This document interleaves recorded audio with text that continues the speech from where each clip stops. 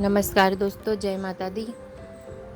आज हम माता के तीसरे स्वरूप माँ चंद्रघंटा की बात करेंगे। माँ का तीसरा स्वरूप चंद्रघंटा है। इनका यह रूप पूर्ण शांतिदायक और कल्याणकारी है। इनके माथे पे चंद्रमा सुसज्जित है और 10 भुजाओं में अस्त्र शस्त्र है। माँ चंद्रघंटा की पूजा करने से रोग, कर्ज, भय से छुटकारा मिलता है और माँ लंबी आयु प्रदान करती है। नवरात्रि के तीसरे दिन माँ दुर्गा की तृतीय शक्ति चंद्रघंटा देवी की आराधना का विधान है। माँ चंद्रघंटा राक्षसों के संहार के लिए प्रकट हुई थी। इनमें ब्रह्मा, विष्णु और महेश तीनों देवों की शक्तियाँ समाहित है।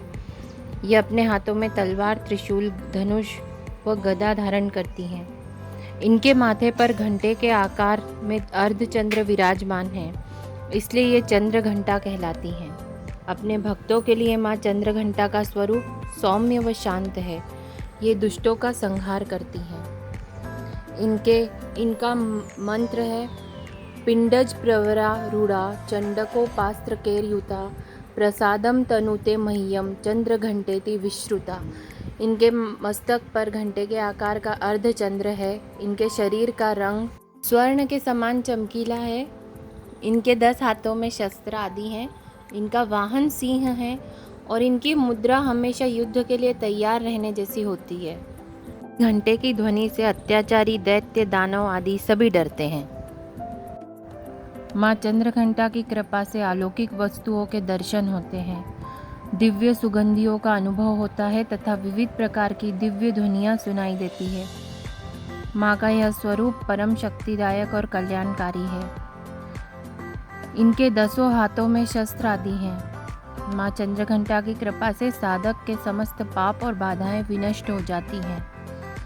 माँ भक्तों के कष्ट का निवारण शीघ्र ही कर देती है और इनका उपासक सिंह के समान पराक्रमी और निर्भय हो जाता है।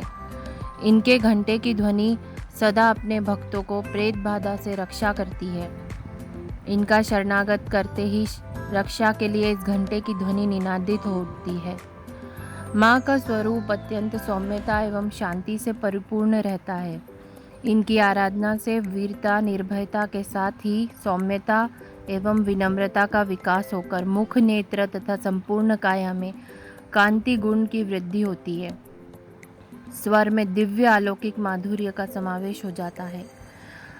माँ चंद्रघंटा के भक्त और उपासक जहाँ भी जाते हैं, लोग उन्हें देखकर शांति और सुख का अनुभव करते हैं। पौराणिक कथाओं के अनुसार जब महिषासुर ने तीनों लोकों में आतंक मचाना शुरू कर दिया, तब देवताओं ने ब्रह्मा, विष्णु और महेश से सहायता मांगी। देवताओं की बात को सुनने के बाद तीनों को बहुत क्रोध आया। क्रोध के कारण तीनों के मुख से जो ऊर्जा उत्पन्न हुई, उससे एक देवी का प्रादुर्भाव हुआ। देवी को भगवान शंकर ने अपना त्रिशूल और भगवान विष्णु ने अपना चक्र प्रदान किया। इसी प्रकार अन्य सभी देवताओं ने भी माता को अपने अपने अस्त्र सौंप दिए। देवराज इंद्र ने देवी को एक घंटा दिया। इसके बाद माँ चंद्रघंटा महिषासुर का वध करने पहुंची। महिषासुर का वध करने के लिए देवताओं ने माँ का धन्यवाद दिया। माँ के आराधक के शरीर से दिव्य प्रकाश युक्त परमाणुओं का दृश्य विकिरण होता रहता है।